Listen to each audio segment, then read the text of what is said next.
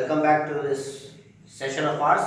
As you can see on the board, we are going to derive the formula for parallel connection of resistors. So first of all, we understand the definition of it. So let's see to this. We can say that two or more resistors are said to be connected in parallel if one of each resistor is connected to one point, as you can see here, okay, to one point, and the other end is connected to another point, so that more than one paths are available. You can see the flow of current has more than one paths here, 1, 2 and 3 across each resistor. It is the same, okay. And you can also say that here in this case the potential difference is equal to the applied potential difference between the two common points. So here we represent the potential difference as V. Alright, now in the figure what do we see? In the figure we see that three resistors with different values of resistances R1, R2 and R3 are connected in parallel between points A and point B as shown in the figure. Now you can see here this value of current I, the current gets divided, okay, among three resistors. So you can see the value of the current flowing through each resistor depends on the value of resistor. The value of current is different. Through across R1 it is I1, across R2 it is I2 and across R3 it is I3. Alright. Now suppose if I represent this value of current as I1, I2 and I3, okay, flowing through the resistances, then I can write the equation as total value of current is equal to I1 plus I2 plus I3. Let this be our first equation.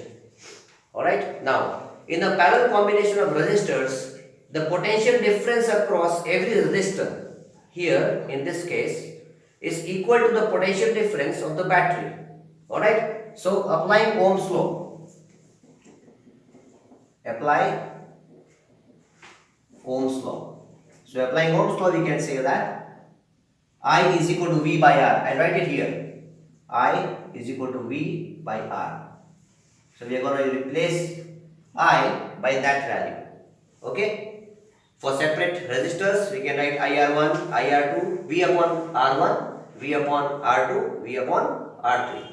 So we can write here that I is equal to V upon R1 plus V upon R2 plus V upon R3.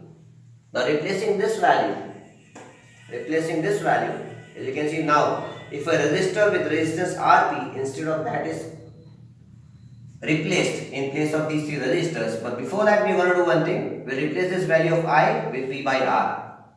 V by R is equal to V by R1, V by R2 and V by R3. Taking V common from all these values, we can write V by R is equal to V common 1 upon R1 plus 1 upon R2 plus 1 upon R3. Cancelling the value of V. Okay, let's see this one. It is resistance in parallel, right? So we write Rp here. Rp.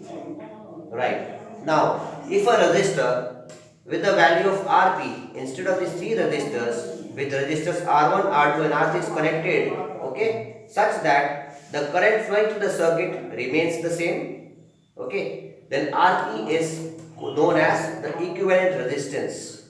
Clear? So we can replace these values. We can see here V by Rp. Instead of having these three separate or different resistors, we replace it by a value having equivalent to these three. Clear? So after we remove this, we see that the equation leads to 1 upon Rp is equal to 1 upon R1 plus 1 upon R2 plus 1 upon R3. So this is the equation that we have got relating to parallel combination of resistors. Now one thing to remember, in a parallel combination of resistors, the sum of reciprocal, okay, of individual resistance is equal to the reciprocal of equivalent resistance, that is Rp, and the value of this equivalent resistance is less than any of the individual resistance in the circuit. Okay, so this marks the end of this derivation.